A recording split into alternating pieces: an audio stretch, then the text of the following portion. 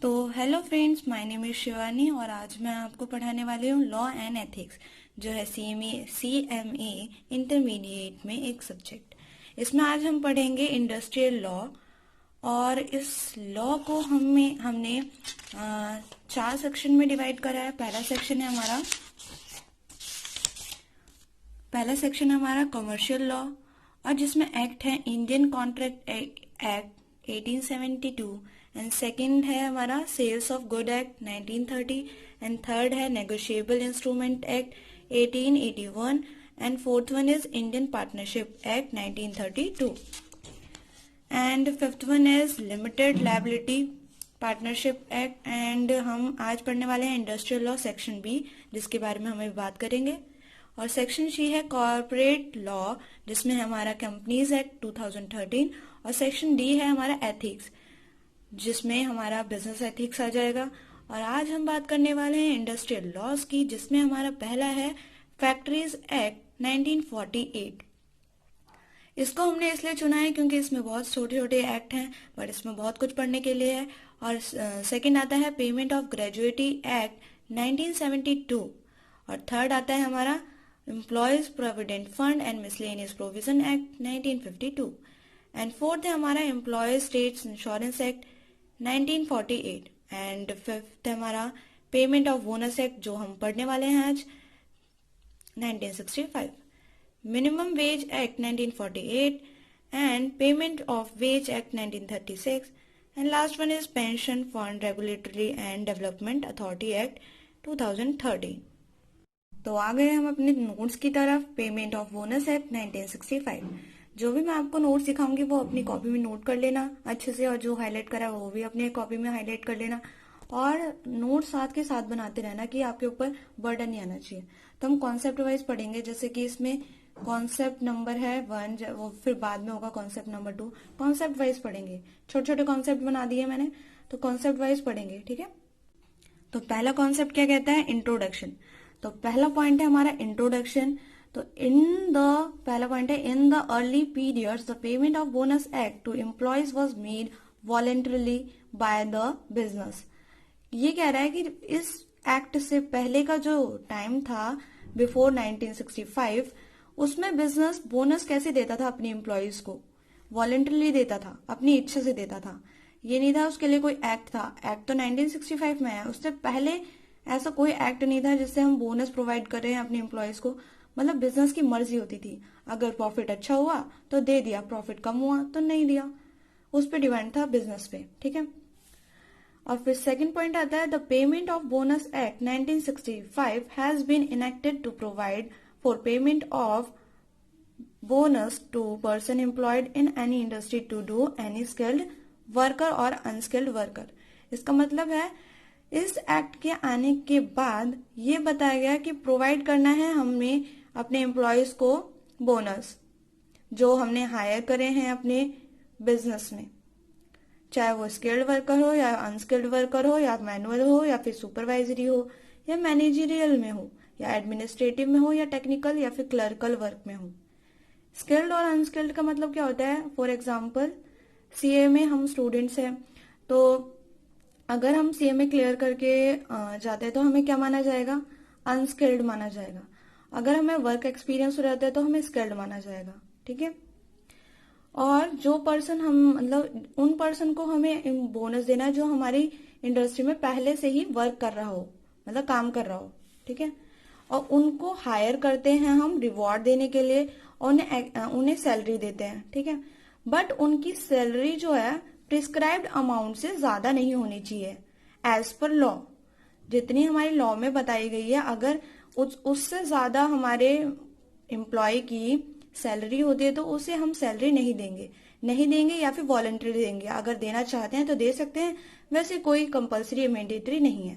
But उस prescribed amount से नीचे हुई हमारी सैलरी, किसी भी एम्प्लॉय की सैलरी, तो हमें देना कंपलसरी हो जाएगा। मतलब एम्प्लॉयर का मतलब जानते हैं? ऑनर।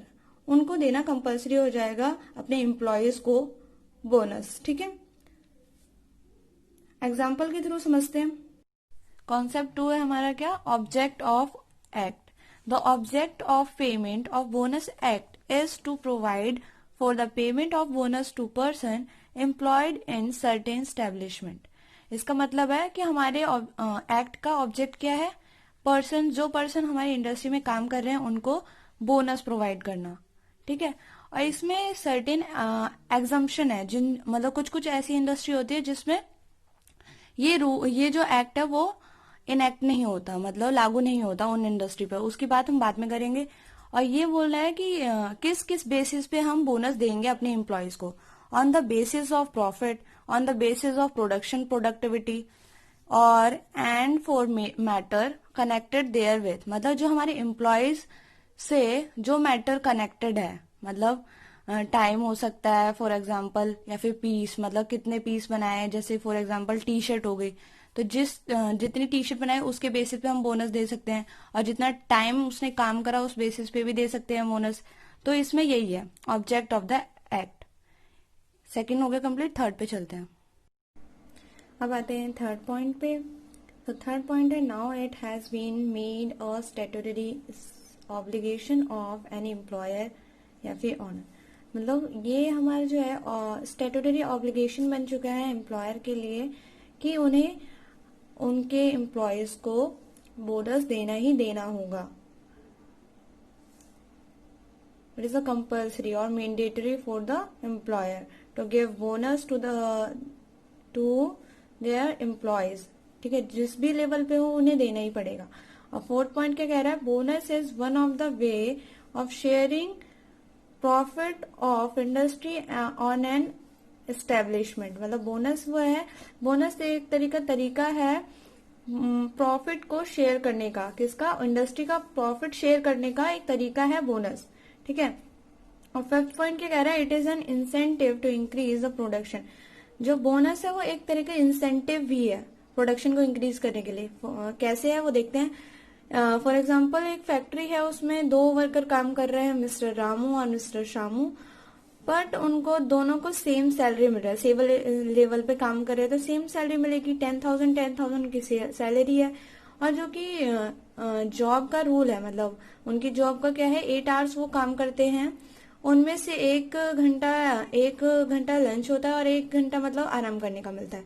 तो मतलब नेट प्रोडक्शन आवर्स कितने हो गए, 6 आवर्स हो गए, मतलब 6 आवर्स के लिए उन्हें काम करना है। बट जो रामू था वो ज्यादा ही मेहनती था, तो वो काम कितने घंटे करता था, 7 घंटे काम करता था। वो लंच मतलब आराम नहीं करता था, 1 घंटा लंच कर लिया और 1 घंटा वो आराम को मिस करके काम करता था। तो ऐसे में दोनों को सेम सैलरी मिलने से क्या हो जाएगा, रामू डिमोटिवेट हो जाएगा, क्योंकि दोनों को सेम सैलरी मिल रहा है। बोलता है कि यार मैं ज्यादा घंटे काम करूं जब भी मुझे 10,000 मिल रहा है, और वो काम नहीं आराम कर रहा है जब भी वो 10,000 मिल रहा है, तो उसकी वजह से ये डिमोटिवेट कर गया। तो मोटिवेट करने के लिए उन्हें इंसेंटिव दिया जाता है, इंसेंटिव मतलब बोनस। तो इंसेंटिव देने के बोनस देने से क्या हो जाएगा, मोटिवेट, कोई भी वो जो एम्प्लॉयर होगा वो देगा, बोलेगा कि तुम काम करो, क्या नाम है, जितना भी ज्यादा काम करोगे उस हिसाब से तुम्हें इंसेंटिव मिलेगा, मतलब उसे मोटिवेट करा गया। तो प्रोडक्शन का क्या हो गया, इंक्रीज हो गया प्रोडक्शन उसकी वजह से। तो इसलिए एम्प्लॉयर को उनका अपने प्रोडक्शन बढ़ाने के लिए उनको इंसेंटिव देना जरूरी हो जाता है, एज ए बोनस देना पड़ता है, ठीक है। अब हम पॉइंट करेंगे फिफ्थ पॉइंट में एक चीज और रह गई थी यहाँ पर कि प्रिस्क्राइब्ड अमाउंट कैसे होगा, प्रिस्क्राइब्ड अमाउंट हमें कैसे पता चलेगा। सेकंड पॉइंट की बात हो रही थी कि प्रिस्क्राइब अमाउंट का मतलब क्या है, इसका एग्जाम्पल लेके बताती हूँ, ठीक है। इसका एग्जाम्पल है, फॉर एग्जाम्पल किसी भी इंडस्ट्री में, किसी भी कंपनी में प्रिस्क्राइब्ड अमाउंट है, किसी भी पर्सन की बात हो रही है, एक पर्सन की बात को लेके चलते हैं, एक पर्सन के सैलरी को लेके बात करते हैं, एक लेवल के एम्प्लॉय की बात कर रहे हैं, ठीक है। तो उस लेवल की एम्प्लॉयज की सैलरी प्रिस्क्राइब्ड है कि 21,000 रुपी है, उनको ही बोनस मिलेगा, उससे कम वालों को बोनस मिलेगा। अगर उनसे ज्यादा हो जाता है तो वॉलेंटरली है एम्प्लॉयर पे, बिजनेस पे, कि वो दे भी सकते हैं या फिर नहीं भी दे सकते हैं। बट जो एक्चुअल हमारे बोनस पेमेंट एक्ट में लिखा हुआ है 1965 में, प्रिस्क्राइब्ड अमाउंट के हिसाब से ही उसे पेमेंट मिलेगी। पेमेंट मिलेगी, ठीक है। स्टैट्यूटरी होगी मतलब कंपलसरी होगी। फॉर एग्जाम्पल इस लेवल पे इतने सारे लोग काम करते हैं। मिस्टर ए की सैलरी है हमारी 15,000, तो उन्हें 15,000 है, तो हमें उन्हें बोनस देना चाहिए या फिर नहीं। ऐसे सोचो हम एम्प्लॉयर हैं या फिर हम ऑनर है बिजनेस के, तो हमें 15,000 है उनकी सैलरी, तो हमें बोनस देना कंपलसरी है या नहीं है? हमें स्टैट्यूटरी है मतलब कंपलसरी है, क्योंकि हमारा प्रिस्क्राइब्ड अमाउंट कितना है 21,000 और मिस्टर बी की सैलरी कितनी है 20,000, तो हमें बोनस देना कंपलसरी है या नहीं है? है, क्योंकि हम प्रिस्क्राइब्ड अमाउंट देखेंगे बार बार हर लेवल पे देखेंगे कि 21,000 है तो हमें देना पड़ेगा, कंपलसरी है। और मिस्टर सी 21,000, हाँ देना पड़ेगा स्टैट्यूटरी। अब एक मिस्टर डी है उनकी सैलरी है 22,000, तो हमें उन्हें बोनस देना वॉलेंटरी है, हमारी मर्जी भी हो सकती है, हम दे भी सकते हैं या फिर नहीं भी दे सकते, है ना। अब उनपे डिपेंड है, ठीक है। तो हमारे प्रिस्क्राइब्ड अमाउंट से ज्यादा होती है तो हमारे ऊपर वॉलेंटरीली हो जाता है कि हमें दे भी सकते हैं या फिर नहीं भी दे सकते, ठीक है। अब बढ़ते हैं कॉन्सेप्ट 2 की तरफ। इसका मतलब क्या है? ऑब्जेक्ट ऑफ द, मतलब उद्देश्य क्या है एक्ट का, हमारे कानून का उद्देश्य क्या है। तो इसका ऑब्जेक्ट है हमारा पेमेंट ऑफ बोनस एक्ट का, कि जो हमारे एम्प्लॉयज हैं उनको बोनस प्रोवाइड करना इन सर्टेन स्टैब्लिशमेंट, मतलब कुछ स्टैब्लिशमेंट, कुछ बिजनेस ऐसे होंगे जिनमें नहीं प्रोवाइड करना, मतलब हर फैक्ट्री हर इंडस्ट्री में पेमेंट ऑफ बोनस एक्ट मतलब लागू होगा। ऑब्जेक्ट यही है कि हर एम्प्लॉयज को हमें बोनस देना है, बस कुछ इंडस्ट्री में छोड़ के, मतलब किस एग्जेम्प्ट होती है कोई इंडस्ट्री, हम बाद में पढ़ेंगे इसके बारे में। सर्टेन स्टेब्लिशमेंट मतलब सर्टेन मतलब कुछ इंडस्ट्री को छोड़ के। और किस बेसिस पे हम अपना बोनस देंगे? On the basis of profit, on the basis of production या फिर प्रोडक्टिविटी के बेसिस पे हम बोनस देंगे, या फिर जो and for matter connected their with, मतलब एम्प्लॉयज और कोई भी मैटर जो कि हमारे एम्प्लॉय से कनेक्टेड है उस बेसिस पे देंगे। फॉर एग्जांपल टाइम के बेसिस पे, अगर कोई पर्सन है जो ओवर टाइम करता है तो उस बेसिस पे भी दे सकते हैं, कितने देर टाइम वर्क कर रहा है उसके हिसाब से हम बोनस दे सकते हैं। या फिर पीस के मतलब एग्जांपल आ गया, मतलब फॉर एग्जांपल कोई भी माल बना रहा है, माल मतलब किसी भी पीस, मतलब टी शर्ट है तो एक पीस पे या फिर जितने आप पीस बनाओगे उस हिसाब से आपको बोनस मिलेगा, ठीक है।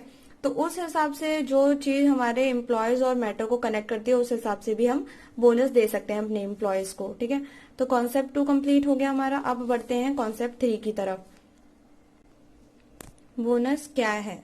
तो बोनस क्या है हमारा, तो हम जानेंगे। तो फर्स्ट पॉइंट क्या कहता है? The term bonus has not defined in this act, मतलब इस एक्ट में बोनस को डिफाइन नहीं किया गया। स्टडी मटेरियल में भी आप देख सकते हैं कि बोनस को डिफाइन नहीं किया गया। और सेकंड पॉइंट क्या कहता है? The bonus commission has observe that it is difficulty to define the concept of bonus. मतलब बोनस कमीशन का मतलब क्या है? बोनस कमीशन जो बोनस मतलब किसने बोनस दिया है किसने नहीं दिया, और उसके ऊपर पेनल्टी लगाना या फिर उसकी देख रेख करना, मतलब बोनस की देख रेख करना बोनस कमीशन का काम है। तो बोनस कमीशन भी बोनस को डिफाइन नहीं कर सकते, बोल रहे बोनस को डिफाइन करना बहुत डिफिकल्ट है। और थर्ड पॉइंट क्या कह रहा है? But it is possible to argue that once profit exceed a certain base, labour should legitimately legal तरीके से have a share in them. मतलब क्या कहता है ये थर्ड पॉइंट, कि इसको डिफाइन करना तो मुश्किल है बट हम आर्ग्यू कर सकते हैं। अगर प्रॉफिट, किसी भी बिजनेस का प्रॉफिट एक सर्टेन बेस से एक्सीड देखो मैंने रेड पेन से लिखा है, तो उसको एक्सीड मतलब एक सर्टेन बेस से एक्सीड कर जाता है, तो लेबर का हक है, मतलब राइट बन जाता है कि वो जो एक्स्ट्रा प्रॉफिट हुआ है एक सर्टेन बेस से ज्यादा प्रॉफिट हुआ है कंपनी को, तो लेबर का लीगल तरीके से राइट बनता है कि वो उस शेयर में अपना शेयर मांगे, उस प्रॉफिट के शेयर में अपना शेयर मांगे लीगल तरीके से, लीगल राइट मिल जाता है उसे। तो यही है हमारा मतलब बोनस डिफाइंड। अगर पेपर में क्वेश्चन आता है बोनस, व्हाट इज बोनस, तो आप यही लिखेंगे तो आपको नंबर मिल जाएंगे, क्योंकि स्टडी मैथ में भी बोनस को डिफाइन नहीं किया गया, जो एक्ट है उसमें भी नहीं करा गया, बस उसको इतना ही डिफाइन किया गया है। और हम फोर्थ पॉइंट पढ़ेंगे। फोर्थ पॉइंट में फोर्थ पॉइंट है हमारा, द बोनस में be also customary bonus. Such bonus is not covered under the bonus act and therefore it is payable over and above the bonus under this act. मतलब ये कह रहा है bonus जो है कस्टमरी बोनस भी हो सकता है. बोनस मतलब is not covered under the bonus act. मतलब जो बोनस है कस्टमरी बोनस वो बोनस के अंदर कवर नहीं होता. मतलब ये है कि फॉर एग्जाम्पल एक फैक्ट्री है, उसमें जो भी वर्कर है हमारा वर्कर एक काम कर रहा है और जो ओनर है स्टैट्यूटरी बोनस की उसने प्रिस्क्राइब कर रखी है अमाउंट की 10,000 है. हमारा कंपलसरी बोनस है हमारा 10,000 का और वो उसे दे रहा है 15,000 बोनस. तो एक्स्ट्रा बोनस कितना का हो गया 5,000. तो 5,000 वो किस वजह से दे रहा है, वॉलेंटरीली दे रहा है. वॉलेंटरीली दे रहा है, कस्टमरी बोनस कहते हैं उसको. जो एक्स्ट्रा प्रॉफिट दे रहा है वॉलेंटरीली उसको बोलेंगे कस्टमरी बोनस. जो हमारा बोनस है स्टैट्यूटरी प्रिस्क्राइब्ड अमाउंट ऑफ, मतलब जो हमारा ये बोनस है कि इतना स्टैट्यूटरी कंपलसरी है इतना बोनस देना वर्कर को, 10,000 दे दिए, 10,000 दे दिया और वॉलेंटरली उसने कितना दिया 5,000 एक्स्ट्रा दिया, क्योंकि टोटल बोनस कितना जा रहा है 15,000. तो 5,000 एक्स्ट्रा जा रहा है तो ये हो गया कस्टमरी बोनस, जो कि हमारे बोनस एक्ट में कवर्ड नहीं होता. ठीक है. ओवर मतलब इससे ज्यादा, बोनस की लिमिट से ज्यादा उसको पे किया है वर्कर को तो उसको बोलेंगे कस्टमरी बोनस. ठीक है. अब बढ़ते हैं concept number 4, applicability of act. Applicability of act का मतलब है कि कहाँ कहाँ ये एक्ट एप्लीकेबल होता है. ठीक है. तो फर्स्ट पॉइंट है, this act is applicable whole of India including Jammu and Kashmir. ठीक है. तो ये क्या है, पूरे इंडिया इंक्लूडिंग जम्मू कश्मीर पे एप्लीकेबल है. And second point is this act shall apply to the following.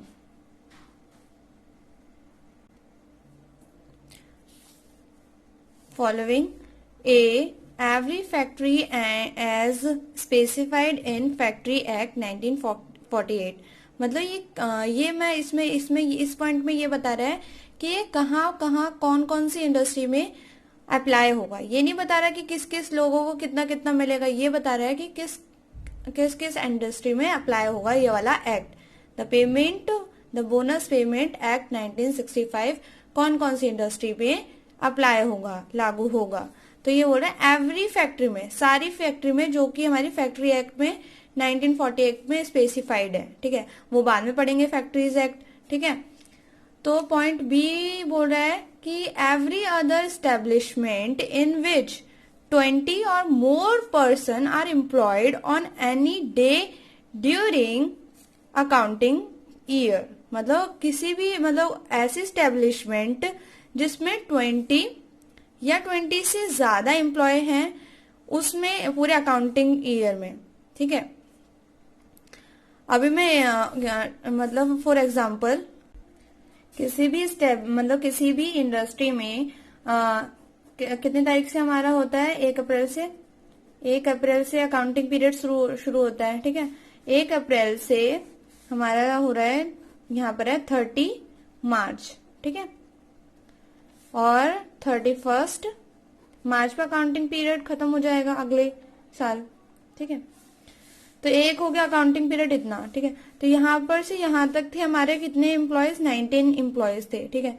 और यहाँ पर हमारा एक न्यू एम्प्लॉय ऐड हो जाता है. ठीक है. ऐड हो जाता है. बोला था जब बोनस पेमेंट एक्ट अप्लाई होगा 1965 का, कि जब हमारे 20 या फिर 20 से ज्यादा एम्प्लॉयज होंगे. तो यहाँ पर कितने हैं, 19 एम्प्लॉयज थे. अब एक एम्प्लॉय और ऐड हो गया तो टोटल कितने हो गए हमारे, 20 हो गए. 20 हो गए तो हमारा इसमें अप्लाई हो जाएगा, चाहे उसने एक दिन ही काम क्यों ना करा हो एक एम्प्लॉय ने, पर वो हमारा 20 एम्प्लॉय के तौर पे हमारा बोनस पेमेंट एक्ट अप्लाई हो जाएगा. ठीक है. अब बात करते हैं पॉइंट सी की. Any establishment or class of establishment as notified by the appropriate government. employing such number of person less than 20 as may be prescribed in the notification that the number of person so specified shall in no case be less than 10।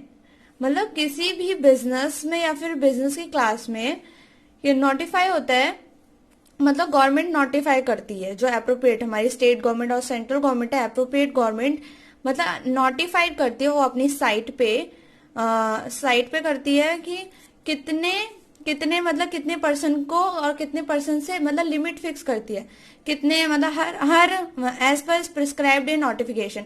Her notification में वो different रह सकता है। For example के तौर पे समझते हैं कितने हो सकते हैं, एग्जाम्पल लेके, ठीक है। यहाँ पर जो भी मैं चार्ट जैसा बनाती हूँ वो आप जरूर नोट करा करें, ये मतलब माइंड मैप की तरह हो जाएगा जिससे हमें जल्दी से याद आ जाएगा और ये बहुत हेल्पफुल हो जाएगा आपके लिए, ठीक है।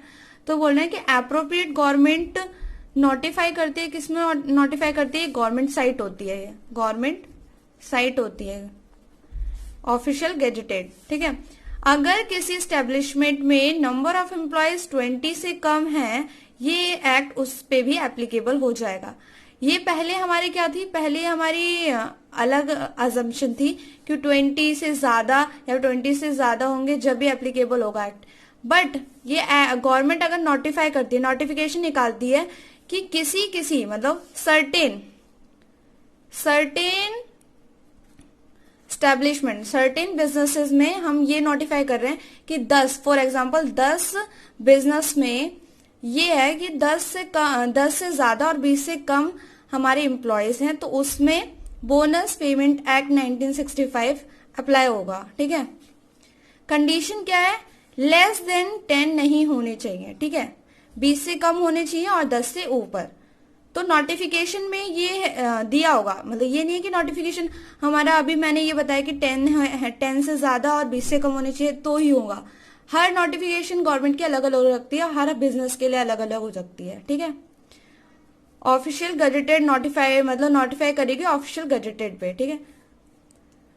और एप्रोप्रिएट गवर्नमेंट का मतलब क्या होता है, हमने यहाँ पर देखा कि एप्रोप्रिएट गवर्नमेंट नोटिफाई करते हैं, तो एप्रोप्रिएट गवर्नमेंट क्या होती है, एप्रोप्रिएट गवर्नमेंट नोटिफाई करती है स्टैब्लिशमेंट, की नोटिफिकेशन निकालती है कि किस किस एम्प्लॉयज को कितने एम्प्लॉयज में बोनस मिलेगा, ठीक है। और जहां पर नहीं करती नोटिफाइड, उसमें कौन सा पॉइंट आएगा, अभी हमने 3 पॉइंट पढ़े A B C, पीछे हमने पढ़े थे A B C। तो अगर नोटिफिकेशन निकालेगी तो उसमें पॉइंट C एप्लीकेबल होगा। अगर नोटिफिकेशन नहीं निकालती तो कौन सा पॉइंट होगा एप्लीकेबल, वहां पर होगा हमारा पॉइंट B होगा, ठीक है।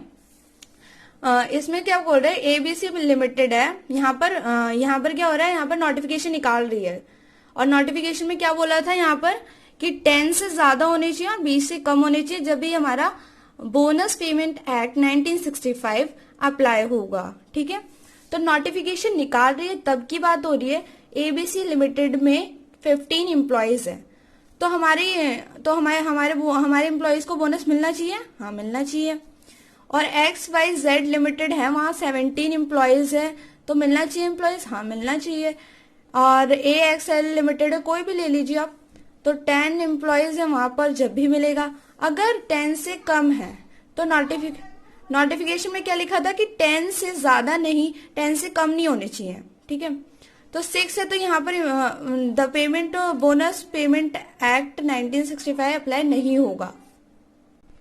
और यहाँ पर दूसरी पॉइंट पे बात आते हैं कि जहां पर नोटिफिकेशन नहीं निकाली, गवर्नमेंट ने नोटिफिकेशन नहीं निकाली, तो कौन सा कंडीशन अप्लाई होगा, यहाँ पर B पॉइंट वाला कंडीशन अप्लाई होगा जो हमने पीछे पढ़ा।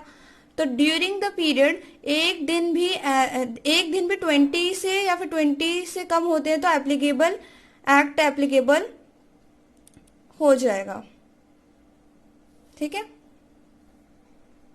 तो हमारे यहाँ पर हमारा 4th पॉइंट कंप्लीट हो गया है, तो 5th पॉइंट की तरफ चलते हैं। इतनी देर से हम बात करते हैं एस्टेब्लिशमेंट क्या होता है, तो यहाँ बात करते हैं कि कॉन्सेप्ट 5th में हम बात कर रहे हैं व्हाट इज एस्टेब्लिशमेंट। एस्टेब्लिशमेंट होता क्या है, the term establishment is of 2 type की एस्टेब्लिशमेंट होती है, establishment in private sector, establishment in public sector. तो हम जानेंगे कि एस्टेब्लिशमेंट इन प्राइवेट सेक्टर क्या होता है। तो यहाँ पर लिखा हुआ है as per section 2 subsection 15 of act as any establishment other than as an establishment in public sector.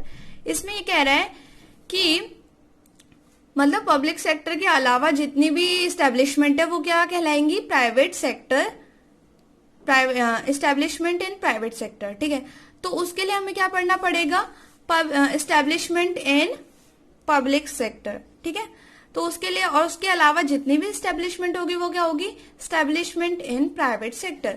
तो एस्टेब्लिशमेंट इन पब्लिक सेक्टर पढ़ेंगे। Establishment in public sector is defined as establishment owned, controlled और managed by मतलब ये कह रहा है कि जो भी हमारी पब्लिक सेक्टर वाली एस्टेब्लिशमेंट है उसको कैसे डिफाइन करेंगे हम, कि उन एस्टेब्लिशमेंट को जिनको ओन्ड, कंट्रोल्ड और मैनेज्ड, जिनको मैनेज्ड और कंट्रोल किसने करा है, गवर्नमेंट कंपनी और a corporation in which not less 40% of its capital is held either single or taken together by the government or RBI, Reserve Bank of India, or a corporation owned by the government or RBI। ठीक है, यहाँ पर मैंने आपको read out करवा दिया, अब मैं समझाऊंगी। ठीक है, by the help of chart. यहाँ पे ये कह रहा है कि स्टैब्लिशमेंट इन पब्लिक सेक्टर क्या होता है, जहां पर कंट्रोल और मैनेज बाय किस से होगा, गवर्नमेंट कंपनी से।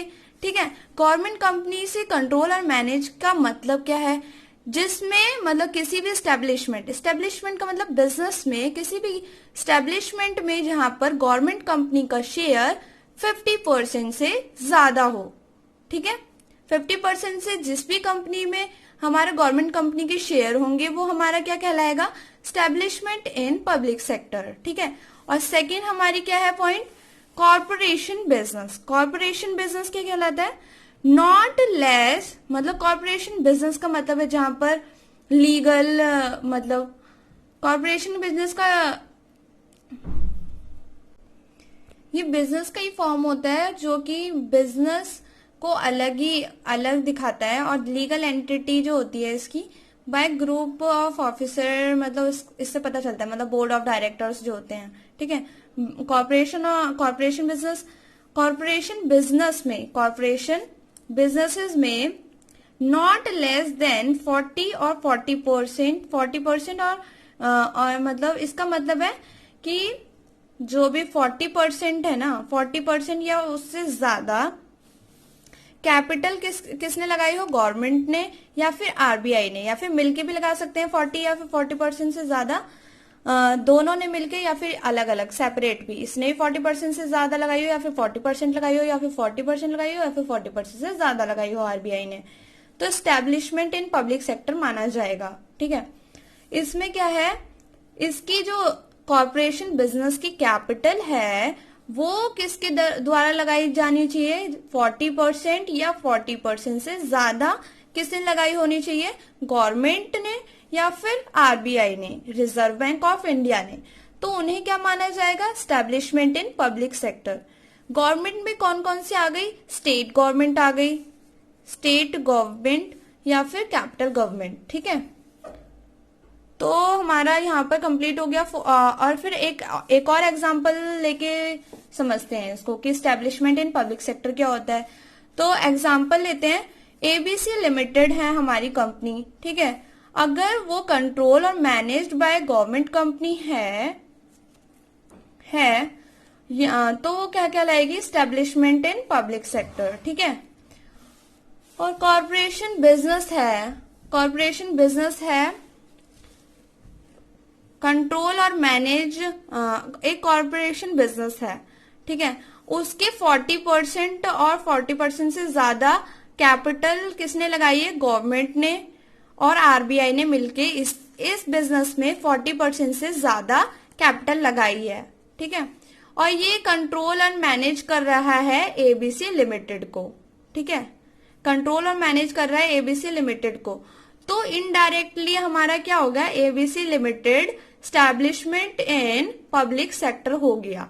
ठीक है, जैसे A is equal to B होता है और B is equal to C, तो A is equal to C होता है। वैसे यहाँ पर चल रहा है कि अगर गवर्नमेंट का 40% या फिर 40% से ज्यादा कैपिटल इस बिजनेस में लगी है, और फिर ये क्या कहलाएगी, ये क्या कहलाएगी, स्टैब्लिशमेंट इन पब्लिक सेक्टर। और ये कंट्रोल और मैनेज कर रही है एबीसी लिमिटेड को, तो ये क्या कहलाएगी, स्टैब्लिशमेंट इन पब्लिक सेक्टर। ठीक है, और इसमें इम्पॉर्टेंट नोट है एक कि इसको एक बार मतलब हमेशा इसको पढ़ना जरूरी है। Section 3 provide that an establishment consist has branch whether situated in the same place और in different place. All such department और अंडरटेकिंग और branches shall be treated as a part of same establishment. For example establishment है ABC limited Delhi में, और control और managed by government company है। ठीक है, और इसकी ब्रांच कहाँ कहाँ है, एक्स लिमिटेड है और वाई लिमिटेड है, जो कि कहाँ पर है, दिल्ली में ही है इसकी ब्रांच, और एक है हमारी यूपी में मान लीजिए या फिर मुंबई में मान लीजिए। ठीक है, और ये क्या मानी जाएगी, स्टैब्लिशमेंट इन पब्लिक सेक्टर मानी जाएगी, क्योंकि ये कंट्रोल और मैनेज्ड बाय गवर्नमेंट कंपनी है। अगर ये control by the end manage by the government company है, तो इसकी जो ब्रांचेस होगी वो भी स्टैब्लिशमेंट इन पब्लिक सेक्टर ही मानी जाएगी। अगर अलग अलग प्लेस है, जब भी उसको हम स्टैब्लिशमेंट इन पब्लिक सेक्टर ही मानेंगे। ठीक है, यहाँ पर लिखा हुआ भी है कि डिफरेंट प्लेस से कोई भी मतलब नहीं है, यहाँ पर बस उससे जुड़े हुए हैं। ये दिल्ली में है और ये भी दिल्ली में, ये मुंबई में है, उससे कोई फर्क नहीं पड़ता कि ये दिल्ली में है मुंबई में है। और ये एस्टेब्लिशमेंट इन पब्लिक सेक्टर है, तो ये भी हमारी एस्टेब्लिशमेंट इन पब्लिक सेक्टर ही होगी। तो आज हम इतना ही करेंगे और बाकी करेंगे नेक्स्ट क्लास में। ठीक है, so stay tune for further videos. ठीक है, थैंक यू।